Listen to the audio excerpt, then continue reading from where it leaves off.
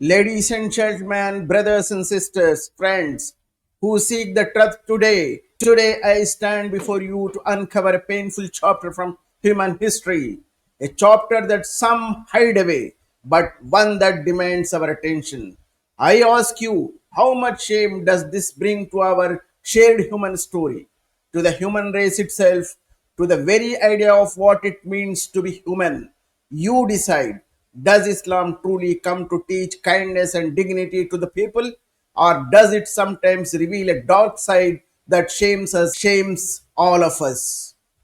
To my Muslim brothers and sisters, and especially to the preachers who stand on stages praising Islam as a beacon of humanity, I urge you, open your eyes, read your own sacred books. If you truly believe Islam come to guide us towards goodness, then stop the empty speeches, stop the propagandas, stop the without references your cock and bull stories.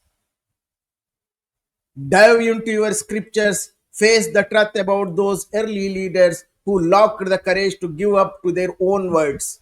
Today, I will show you, not with my invention, but with your own history books, what kind of shame this brings to all of us. Let me tell you a story from those books. This is about Abdullah bin Umar, the son of Umar bin Khattab, second Khalifa in Islamic history, a close companion of your self proclaimed Prophet Muhammad, the man Muslim called to the beloved messenger.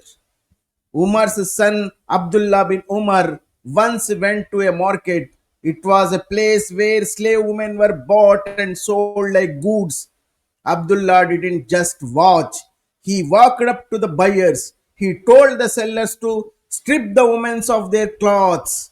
Then, in front of everyone, he touched them. He examined their private parts. He squeezed their breasts and buttocks. He was probing like he was checking fruit at a stall. And after that, he turned to the buyers and said, buy this woman, they are worth it. This is the real faces of your beloved ones. This is the real face of your Islam. Your Islamic preachers and your propagandists never bring this real history of your Islam, because they know what will happen if these real faces and real characters of your Islamic history, Islamic beloved ones, real faces in front of you. Definitely they know, because Islam is not for preaching for them, Islam is a business for them, which you didn't understand. Many times we bring in front of you that your self-proclaimed prophet's history and real face and how he behaved with the women and the slaves. I will show one more incident in your Islamic history. The very famous man in your Islamic history, Hazrat Ali, who was close companion of your self-proclaimed prophet, and he was the son-in-law of the prophet, and he was very close associate of your beloved prophet. How he behaved with the women and how he advised to the buyers and sellers of the slave women. Once Abdur Razak from Ibn Jurayj said, I was informed by someone I trust who heard Ali being asked about a slave girl being sold. Should one look at her breasts and buttocks and her belly? One of the person asked Hazrat Ali, while selling and buying of the slave women, slave girls, should one look at her breasts and buttocks and her belly? Then your beloved one, Hazrat Ali, replied, there is no harm in that. She has no sanctity. She is only made to stand so that we may bargain over her. This was his explanation about the slave woman and respected women of our entire human history. After listening these real stories of your beloved ones, if you don't feel ashamed of these people, if you don't feel ashamed of yourself after listening and seeing these real faces of your beloved ones in Islamic history, you would have something wrong with you. Think and decide whom you are following, whom you are loving, whom you are giving respect more than your mother and brother and father and sisters. Think about that for a moment. Is this the ideal way of life your prophet came to show the world? Is this the humanity you preach about in your sermons? You who claims we brought light to the darkness, our faith teaches respect and equality. But listen closely and carefully. What I am telling is not a fairy tale or not any enemy propaganda. This comes straight from your own hadith collections, the stories and sayings of the Prophet and his companions, collected with the utmost care. The source, it's not from some forgotten corner. This hadith is recorded in a detailed in a book called Musannaf of Abdul Razak. Who wrote it? Do you know who wrote it? Abdul Razak ibn Hammam at Sanani, one of the earliest and most respected historian in Islam. He lived in 8th century and gathered over 21,000 hadiths. This book stands shoulder to shoulder with the most trusted ones like Sahih Bukhari and Sahih Muslim. It is your history written by your scholars, preserved for centuries. And what does it describe? Not just this one act, but a whole system.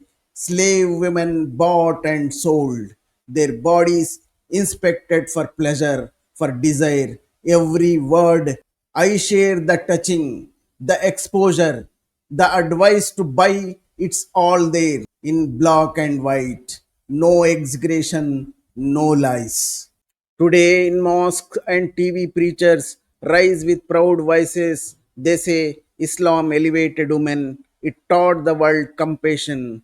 They honor Umar bin Khattab as a giant of justice, a teacher of humanity. But when you show them this hadith, they scream, they look like uncomfortable, they change the subject, they whisper about context or times were different.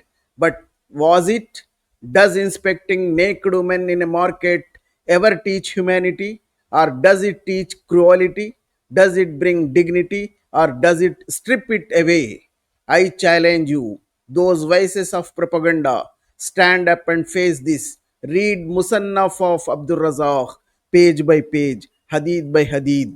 Then ask yourself, should we call these men guides to goodness, or were they just men of their time? Flawed and sometimes brutal, hiding behind claims of divine mission. This is not about hate, it is about honesty. History isn't a highlight reel, it is the full picture, light and shadow. If Islam came to teach humanity, let us celebrate the parts that do. But let us not bury the shame. Umar's son was not alone in this slaves market. Even your beloved self proclaimed prophet also did the same what Umar's son was does in the slave markets. The system allowed it, the book recorded it, and today we must confront it. To the believers, don't run from your texts, read them fully, question them, grow from them. To the preachers, stop the boasts. If you want to promote your faith, promote the truth, all of it. Show the world real humanity, not a polished lie. Friends, as I close, remember humanity isn't built on denial, it is built on facing our past, learning from it, and choosing better. You decide today, what will you choose? Will you hide the disgrace? Thank you.